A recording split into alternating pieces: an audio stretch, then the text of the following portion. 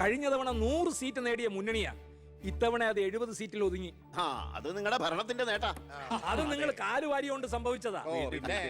ഇങ്ങനെ പരസ്പരം പഴിയാരാതെ ഇനി എന്ത് വേണമെന്നാണ് ആലോചിക്കേണ്ടത്. എന്തൊക്കെ പറഞ്ഞാലും മുഖ്യമന്ത്രി രാജിവെക്കണം. രാജിവെക്കാൻ ഇവിടെ ആരും മുഖ്യമന്ത്രി ആയിട്ടില്ലടോ. നമുക്ക് ഇവിടെ ഭരിക്കാൻ പറ്റുമെന്ന് ഒരു തീരുമാനമായിട്ടില്ല. എന്തായാലും 69 സീറ്റ് വെച്ച് പ്രതിപക്ഷത്തിന് മന്ത്രിസഭ ഉണ്ടാക്കാൻ പറ്റില്ല. പക്ഷേ കൃഷ്ണകുമാർ നമ്മളോടൊപ്പം നിന്നാലേ നമുക്ക് ഭരിക്കാൻ പറ്റൂ. എന്നാലേ 71 തികയൂ. കൃഷ്ണകുമാർ അതിന് തയ്യാറാവോ? സീറ്റ് കൊടുക്കാത്തതിന്റെ ദേഷ്യം കാണില്ലേ? ഞാൻ ഇതിനെക്കുറിച്ച് അവനോടൊന്ന് സംസാരിച്ചു. അവൻ ഇങ്ങോട്ടൊന്ന് വരാമെന്ന അർത്ഥസമ്മതം മൂളിയിട്ടുമുണ്ട്. മേനോൻ മത്സരിക്കണ്ട, മോൻ മത്സരിച്ചാ മതിയെന്ന് ഈ മേനോനോട് ഞാൻ 100 വട്ടം പറഞ്ഞതാ. താ കേട്ടില്ല? അതെന്റെ രാഷ്ട്രീയ തന്ത്രം.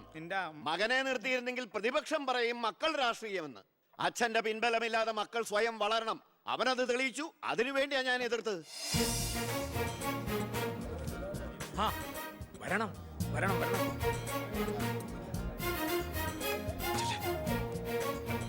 മിടുക്കൻ മിടുക്കൻ. എന്നോട് പിണക്കൊന്നുമില്ലല്ലോ. എന്തിന്? ഇത് പൊളിറ്റിക്സ് അല്ലേ? ഇവിടെ വേണ്ടത് സ്പോർട്സ്മാൻ സ്പിരിറ്റ് അല്ലേ? നീ ഇരിക്കടാ. അങ്ങോട്ടിരിക്കേ. വേണ്ട സാർ. കൃഷ്ണകുമാറിന്റെ പിന്തുണ ഞങ്ങൾക്ക് പ്രതീക്ഷിക്കാമല്ലോ അല്ലേ? ഞാൻ പിന്തുണച്ചാലേ KDF മന്ത്രിസഭ ഉണ്ടാക്കാൻ സാധിക്കുമെന്ന് എനിക്ക് നന്നായിട്ട് അറിയാം. ചെറുപ്പം മുതൽ പ്രവർത്തിച്ചു പോന്ന പ്രസ്ഥാനത്തിന്റെ കൂടെ നിൽക്കാൻ എനിക്ക് സന്തോഷമേ ഉള്ളൂ. പക്ഷെ ഒരു ഡിമാൻഡ് ഉണ്ട്. ആഭ്യന്തരം എനിക്ക് കിട്ടണം.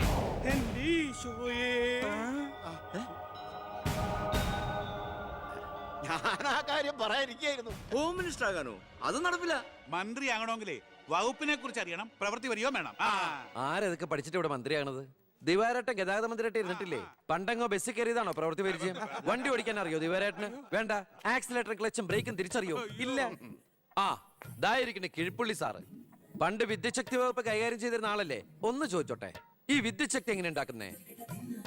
പറയട്ടോ. അത് വെള്ളത്തിന്ന് ആണോ? പിന്നെന്താ വെള്ളത്തിൽ തൊട്ട ഷോക്ക് അടിക്കാത്ത? പറയാൻ അതൊക്കെ എന്തിനാ നമ്മൾ അറിയുന്നേ? സ്വിച്ച് ഇട്ടാ കറണ്ട് വരുന്നുണ്ടോ? അത് മാത്രം അറിഞ്ഞാൽ മതി. അതറിയില്ല. യവൻ പറയുന്നതിലും കാര്യമുണ്ടെന്നേ. പിന്നെന്താ ഷോക്ക് അടിക്കാത്ത? നമ്മളെന്തിനാ വല്ലവന്റെയും കാര്യം ആലോചിച്ച് തല ഉണ്ടാക്കുന്നേ?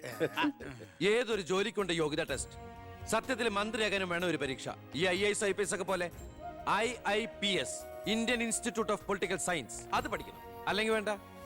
മിനിമം യോഗ്യത 10ാം ക്ലാസ് പാസ്സാവണമെന്ന് പറഞ്ഞാൽ ഇവിടെ ഇരിക്കുന്ന പലരും ഓടിപ്പോണ്ടി വരും. ഈ തെരഞ്ഞെടുപ്പ് എന്ന് പറയണത് തന്നെ ഒരു പരീക്ഷയാ.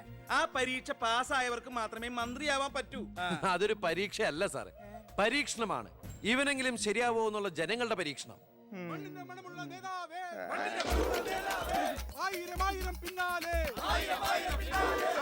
മതി. ഇനി നിങ്ങൾ ഇവിടുന്ന് ജൈവിച്ചോ. ഞാൻ പറയാതെ ആരും നിർത്തരുത്. മണമുള്ള നേതാവേ, ആയിരം ആയിരം പിന്നാലെ. എന്തിനാ ഇങ്ങനെ ഓരോന്നിനെ സൃഷ്ടിക്കണേ? അപ്പൊ സാറേ, എന്റെ കക്ഷി മത്സരിച്ച 3 സീറ്റിലും ഞങ്ങൾ വിജയം കണ്ടെത്തി കഴിഞ്ഞു. ഇവരുന്ന മന്ത്രിസഭയിൽ ആഭ്യന്തരം തന്നെ പിടിക്കാനാണ് എന്റെ തീരുമാനം. എങ്കിലും ഞാൻ ഇറങ്ങാണ്. അയ്യോ പോകല്ലേ, നമുക്ക് ചർച്ച ചെയ്യാം. എന്റെ തീരുമാനത്തിൽ മാറ്റൂല. ഇല്ലെങ്കിൽ വീണ്ടും ഒരു ഇലക്ഷൻ നേരിടാൻ അല്ല, തയ്യാറല്ല. ഞാൻ പറയുന്നു കേക്ക്. തിരക്ക് വേണ്ട, നിങ്ങൾ സമയമെടുത്ത് ആലോചിച്ചിട്ട് മതി. അവൻ പറഞ്ഞതിൽ ഒരു തെറ്റുമില്ല. ആഭ്യന്തരം അവന് തന്നെ കൊടുക്കണം. ആഭ്യന്തരം വിട്ടൊരു കാലിരിക്കില്ല. അഭ്യന്തരം എന്ന് പറയാൻ തനിക്ക് എന്ത് യോഗ്യതയാണോ ഉള്ളത്? മന്ത്രിസഭ ഉണ്ടാക്കാൻ അവൻ വേണം. കൃഷ്ണകുമാർ തനിക്കറിയോ? എന്നെ ഒന്നുകൂടെ വന്നേ. അവൻ പണങ്ങി പോയതാണോ? കാര്യം കാണാൻ കഴുതക്കാരും പിടിക്കണം. ഞാൻ ആരുടെ കാല് പിടിക്കണം പറഞ്ഞേ? തന്റെ കാല് പിടിക്കണോ? തന്റെ മോന്റെ കാല് പിടിക്കണോ? ഞാൻ ആരുടെയും പിടിക്കാൻ തയ്യാറാ. ഒന്നുകൂടെ ആലോചിച്ചിട്ട് പോരെ പക്വതയില്ലാത്ത ഒരുത്തന്റെ കയ്യിൽ ആഭ്യന്തരം കൊടുക്കാൻ? അവന്റെ പിറകിൽ ഞാനില്ലടോ. അവനെ മുന്നിൽ നിർത്തി ഞാൻ ഭരിക്കും. ആരൊക്കെ എന്തൊക്കെ പറഞ്ഞാലും ആഭ്യന്തരം ഞാൻ വിട്ടു തരില്ല. തനിക്ക് കൈയിട്ട് വരാൻ പറ്റിയ ഒരു വകുപ്പ് തന്നാ പോരെ? തരാം. എങ്കിൽ വനം മതി. നമുക്ക് സാവധാനം വെളുപ്പിച്ചെടുക്കാം. അതിന് യോഗ്യതയിലൊന്ന് മാത്രം ആരും പറയരുത്. കാരണം ഞാൻ കാടിന്റെ മകനാണ്. കൃഷ്ണകുമാറായ ഞാൻ നിയമം വഴി സ്ഥാപിതമായ ഭാരതത്തിന്റെ ഭരണഘടനയോട് ഒരു മന്ത്രി എന്ന നിലയിൽ എന്റെ കർത്തവ്യങ്ങൾ വിശ്വസ്തയോടെ മനസാക്ഷിയെ മുൻനിർത്തി നിർവഹിക്കുമെന്നും ബി കൃഷ്ണകുമാർ ആഭ്യന്തരമന്ത്രിയായി സത്യപ്രതിജ്ഞ ചെയ്ത് അധികാരമേറ്റു. ഗവർണർ നരേന്ദ്ര ഷെറാവത്ത് സത്യവാചകം ചൊല്ലിക്കൊടുത്തു. തൊമ്മൻ ചാക്കോ മന്ത്രിസഭയിലെ ഏറ്റവും പ്രായം കുറഞ്ഞ മന്ത്രിയാണ് ബി കൃഷ്ണകുമാർ.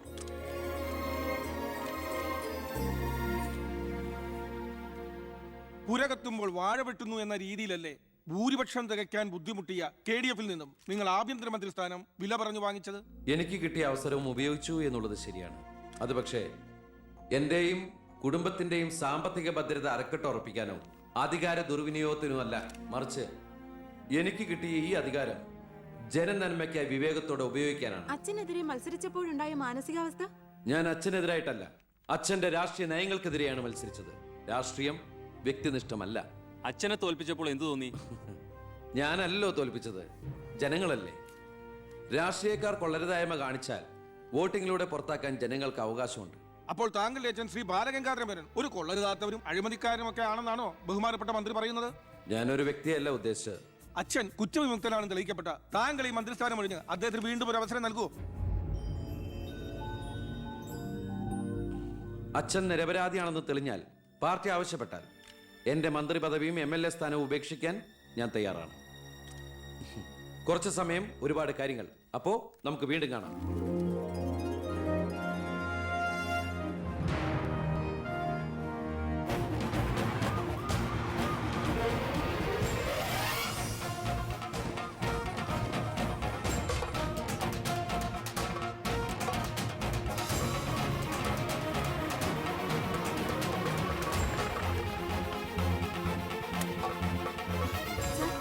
സോറി, ആവശ്യത്തിലേറെ ചോദ്യങ്ങൾക്കുള്ള ഉത്തരം ഞാൻ പറഞ്ഞു കഴിഞ്ഞു. ഇനിയും ആവർത്തിച്ചാൽ വെറും വാചക കസർത്ത് നടത്തുന്ന ഒരു ഹോം മിനിസ്റ്ററായി പോകും ഞാൻ. പ്ലീസ് പ്രവർത്തിച്ച് കാണിക്കാനുള്ള സാവകാശം തരൂ. അപ്പൊ പിന്നെ കാണാം. സർ, സാർ പറഞ്ഞില്ലേ കറപ്ഷൻ ഇല്ലാത്ത officers? DYSP Anantharaghavan sir, SI Prathap Varma sir. Please come. നമസ്കാരം sir. Excuse me sir. Sir, ഈ മന്ത്രിസഭ കാലാവധി പൂർത്തിയാക്കും. ക്യാബിനറ്റ് മീറ്റിംഗ് കഴിഞ്ഞിട്ട് പറയാം. 5 കൊല്ലം ഞാൻ ഇവിടെ ഉണ്ട്. മീറ്റിംഗ് കഴിഞ്ഞിട്ട് പറയാം. മീറ്റിംഗ് കഴിഞ്ഞിട്ട് പറയാന്ന് പറഞ്ഞില്ലേ? എന്റെ പേഴ്സണൽ പ്രൊട്ടക്ഷൻ വിങ് എന്ന പേരിൽ സാറും സാറിന്റെ ഗ്രൂപ്പും എന്നോടൊപ്പം ഉണ്ടാവണം സർ. അത് പക്ഷെ എന്നെ പ്രൊട്ടക്ട് ചെയ്യാൻ വേണ്ടിയിട്ടല്ല, ഈ നാടിനെ പ്രൊട്ടക്ട് ചെയ്യാൻ എനിക്ക് നിങ്ങൾ ആവശ്യമാണ്. എന്നെക്കാൾ ഉയർന്ന റാങ്കുള്ള എനിക്ക് കമ്മ്യൂണിക്കേറ്റ് ചെയ്യാൻ എളുപ്പം സാറുമായിട്ട്. പണ്ട് ലാത്തി ചാർജുകൾക്കിടയിൽ സാർ പലവട്ടം എന്നെ ലാത്തിയുമായിട്ട് പരിചയപ്പെട്ടിട്ടില്ലേ സാർ? അതല്ല സർ, പിന്നെന്താ സാർ? ഒരു റിക്വസ്റ്റ് ഉണ്ട്. യെസ്. സാർ ഇനി എന്നെ സാറേന്ന് വിളിക്കരുത്.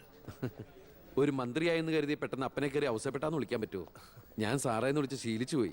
നാവ് അങ്ങനെ വഴങ്ങും സാറേ. ഗുഡ് മോർണിംഗ് ആ, അയ്യർ സാർ. ഇവരുടെ പുതിയ പോസ്റ്റിംഗിന്റെ കാര്യം ഞാൻ DGയോട് ഇൻഫോം ചെയ്തിട്ടുണ്ട്. Please take necessary steps. Okay, sir. Okay. Sure, sir. Hello, ഞാൻ പൗത്രനാ. നിന്റെ സത്യപ്രതിജ്ഞ ഞാൻ TV-യിൽ കണ്ടു. ഒരു യുവാവ് ഹോം മിനിസ്റ്ററായിട്ട് നീ ശരിക്കും ഷൈൻ ചെയ്ത് കേട്ടോ. ആരുടെയെങ്കിലും മുമ്പിൽ ഷൈൻ ചെയ്യണമെന്ന ഉദ്ദേശത്തോടെയല്ല ഞാൻ മന്ത്രിയായത്. ആ പിന്നെ ഞാൻ നിന്റെ പെങ്ങടെ പേരിൽ ഒരു എസ്റ്റേറ്റ് വാങ്ങിയില്ലായിരുന്നോ? ഇവിടെ ഇപ്പൊ തേങ്ങയിടിയിൽ നടക്കുക. ഈ ഏരിയയിൽ കള്ളന്മാരുടെ ഭയങ്കര ശല്യമെന്നാണ് നാട്ടുകാർ പറയുന്നത്. നീ ഒരു 10-20 പോലീസുകാരെ ഇങ്ങോട്ട് ഏർപ്പാടാക്കണം. അവര് നിക്കട്ടെന്ന് കാവലിന്. അളിയന്റെ തേങ്ങയ്ക്ക് പ്രൊട്ടക്ഷൻ തരാനുള്ളതല്ല കേരള പോലീസ്. അവർക്ക് വേറെ ജോലിയുണ്ട്. മിസ്റ്റർ പൗത്രന് വേറെ എന്തെങ്കിലും പറയാനുണ്ടോ?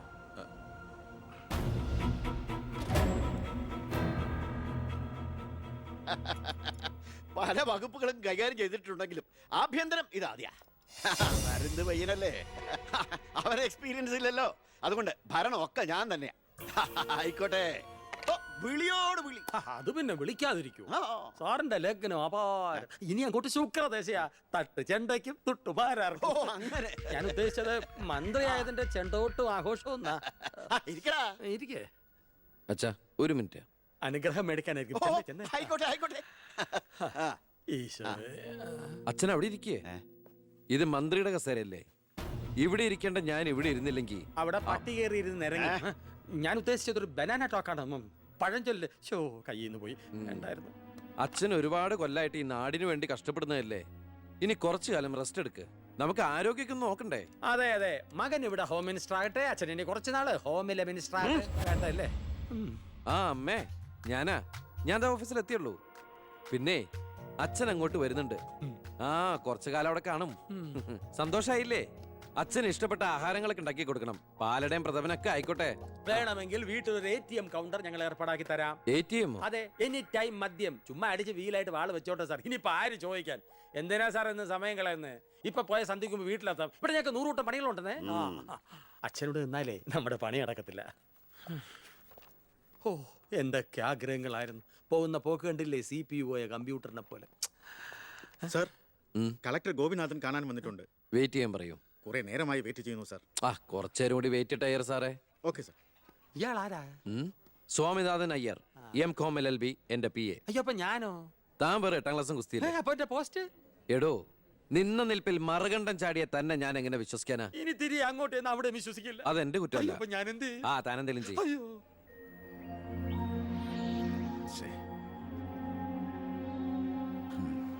ഹലോ മിസ്റ്റർ ഗോപിനാഥ്, ഹായ് താനെന്താടോ ഇവിടെ? Hey minister. Oh I am sorry. തന്റെ ബ്രദറിലോ ആണല്ലോ ഹോം മിനിസ്റ്റർ. എടോ, താൻ ഇവിടെ കളക്ടറായിട്ട് 3 വർഷം തയ്യാറായില്ലേ? ദൂരത്തേക്ക് ഒരു ട്രാൻസ്ഫർ വരും മുമ്പ് ഇവിടെ തന്നെ ട്രൈ ചെയ്തൂടെ ഹോം സെക്രട്ടറി ആയിട്ട്? സത്യത്തിൽ ഞാൻ അതിനുവേണ്ടി തന്നെ വന്നത്. പക്ഷെ അളിയനകത്ത് ഭയങ്കര തിരക്ക്. Anyway okay then, best of luck. Thank you. കഷ്ടം. മണിക്കൂർ 2 ഞാൻ കാത്തു നിൽക്കുന്നേ. എന്തൊരു തിരക്കായിരുന്നളിയാ. കേറിയപ്പോ തന്നെ ഇങ്ങനെ അളിയെ ഫയലിലേ ഒരു അളിയനും അച്ചമ്മയ്ക്കും വീട്ടില്. ഇത് ഹോം മിനിസ്റ്ററുടെ ഓഫീസാണ്. Call me sir. അങ്ങനെ വിളിക്കണമെന്ന് ഞാൻ പറയില്ല. സർ. എന്തായാലും വിളിച്ചു പോയില്ലേ, ശീലായിക്കോട്ടെ. കണ്ടിന്യൂ ചെയ്തോളൂ. Anything official? No sir. Official meeting with the collector scheduled at tomorrow 10:30 AM. Okay, so see you tomorrow. Sir. സാറിന്റെ അമ്മായച്ചനല്ല ഇപ്പൊ മന്ത്രി, അളിയനാ.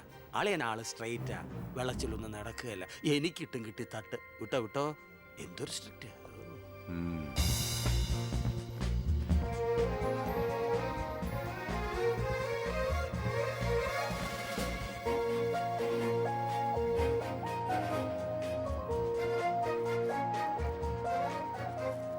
Welcome to police conference. Please come sir.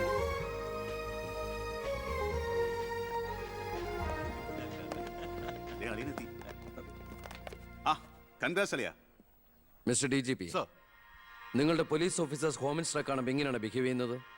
Mr. Harshan, don't you know as per protocol you have to salute your superiors? Salute the Home Minister. That's it. Keep it up.